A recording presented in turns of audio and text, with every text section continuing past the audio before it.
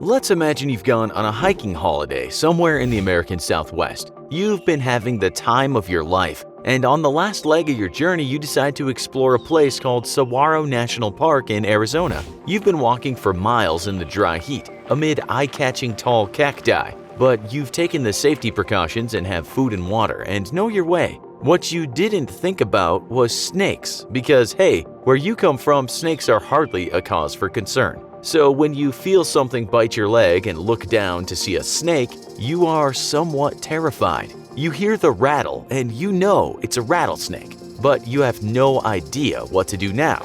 Does this mean certain death, the loss of a limb? This is exactly what happened to one man who was unfortunate enough to get on the wrong side of a rattlesnake. He was bitten by a northern Pacific rattlesnake, which in terms of venom toxicity is not the worst to be bitten by. You have to understand there are many types of rattlesnakes and you'll find them all over the Americas. These guys belong to the pit viper family, and so you really don't want to make them bite you. We say make them bite you because the rattlesnake in general doesn't usually strike for no reason. If you hear it rattle, it means they're scared and telling you to go away. Unfortunately, some folks just get too close or even step on them. When that happens, their fangs penetrate your skin and the venom travels through ducts inside those fangs and enters your body. It depends on the kind of rattlesnake as to what effect it might have on you. Something called hemotoxic venom sometimes causes necrosis of the flesh. It destroys bodily tissue. A quick Google image search of rattlesnake necrosis will certainly put you off your cereal in the morning. In fact, those are images we'd rather have not seen. Some other types of rattlesnakes, such as the Mojave rattlesnake, might do worse than taking part of your body. Its neurotoxic venom might lead to 3 of the worst words in the English language, especially in sequence. Those are paralysis, coma, and death. What we're saying is that you really don't want to get bitten by one of these things, but the fact is it happens quite a lot. It's stated that something like 7,000 to 8,000 people per year in the United States alone are bitten by venomous snakes, and 16 species of rattlesnakes are responsible for a lot of those. Most snakebite deaths in the USA are attributed to the eastern diamondback rattlesnake and the western diamondback rattlesnake. You can look at recent reports and find people who just gone out to their garden and it was the last thing they ever did. One guy was playing golf and when looking for his ball, he got bitten on the ankle by a rattlesnake and it eventually killed him. Another guy was in church when a rattler bit him and he died not long after. That was a timber rattlesnake, and from what we can see, they're responsible for a lot of fatal bites. The good news is if you see one, it will likely not just go on the attack. They give you the warning rattle and you can walk away and all will be fine.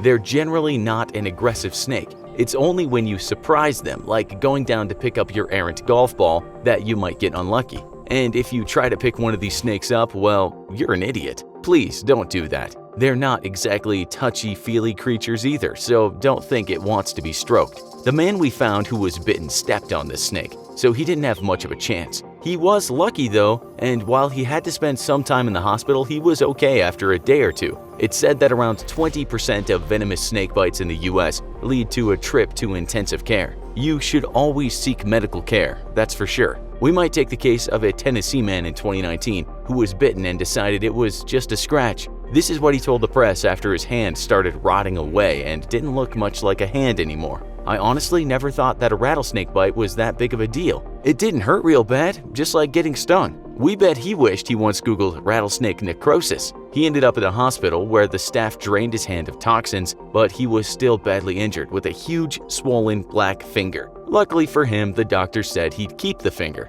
This guy, he said, had been picking up bits of metal when he was struck. He posted a photo of his injury on Facebook, to which some people replied, "Good God Almighty, that's horrifying," and "I had no idea how bad it could be." Well, now you guys know how bad it can be. Now listen to this, a story that's perhaps much more shocking. In 2018, a guy from Texas was cleaning his yard when he saw a rattlesnake. He wasn't the type of person to suffer snakes gladly, and so took his shovel and chopped the snake's head off. Then he threw the body in the garbage and subsequently tried to do the same with the head. But guess what? The head bit him. The US media reported that subsequent to this, he received a massive dose of venom. We guessed the headless snake was somewhat bummed about losing its head. The man immediately fell very ill and wasn't even in good enough shape to move, and so he had to be airlifted to the nearest hospital. He received a lot of antivenom, and he was in care for a while. He would have died had he not been taken to the hospital so fast. Scientists later said that snakes indeed can bite for up to 4 hours after they lose their head,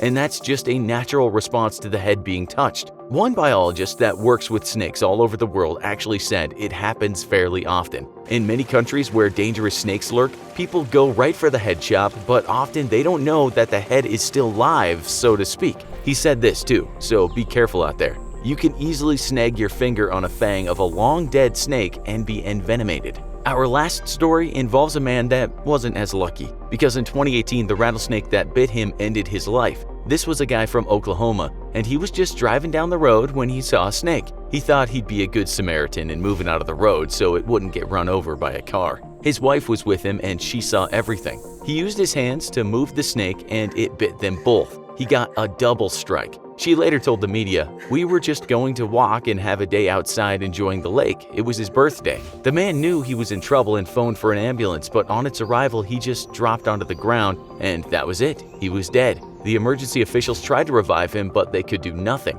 His wife gave this advice to other Americans: don't mess with snakes. If you hear it rattling, you leave it alone. But going back to the beginning of our story and you going on that hike in Arizona, only to be bitten by a rattlesnake, what should you do if that happens? First of all, you might have gotten lucky because sometimes the snakes don't envenomate. These are known as dry bites and are likely a warning punch. You'll look at the bite and if you see puncture wounds, you'll know it's gotten its teeth into you. If envenomated, you'll immediately likely feel some amount of burning and pain, and within 5 minutes, the place where it bit will be swollen. The skin will also have changed color. Right now, you have toxins flooding into you. It's not the best of predicaments, but you shouldn't panic. This is not just because panicking never helped anyone, but the more you panic, the faster the venom will spread. You might also go into shock. Worst case scenario is that you go into shock and die pretty quickly, but it's very unlikely that's going to happen. In your case, you feel not too bad, so you should wash the area.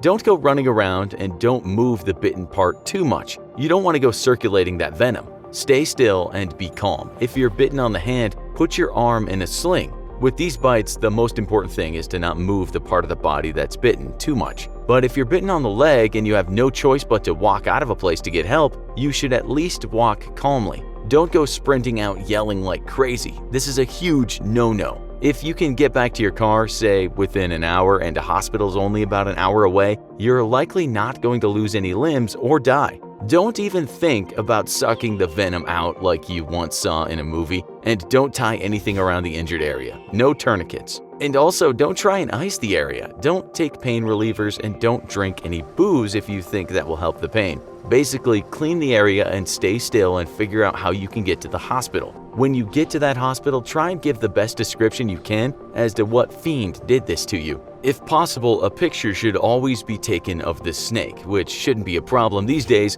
as every day out seems to end up on Instagram. As we showed you, sometimes the pain isn't that bad and you feel okay, but give it a day and you might see something turning black. Don't take the risk. Consult a medical professional. We say that, but in most countries a hospital visit is free, and so is antivenom, but in the US it can be costly. Still, your life is at risk, so you really should go. The good news is these bites are very rarely fatal, so you'd be 1 in thousands if you did die. We found only 3 cases of deaths in the USA from thousands of bites in 2018. The faster you get to a hospital though, the better, because that venom can be a time bomb. Just to be safe too, if hiking where there are snakes, it's a safe bet to wear boots and long trousers. You can actually buy snake pants too. We shouldn't have to tell you again, but we will because it seems some people don't listen. Do not mess with these things. Leave them alone. Have you ever been bitten by a snake? Can you give us some more advice about snake bites? Tell us in the comments. Also, be sure to check out our other video, Most Painful Animal Attacks Humans Could Ever Endure. Thanks for watching, and as always, don't forget to like, share, and subscribe. See you next time.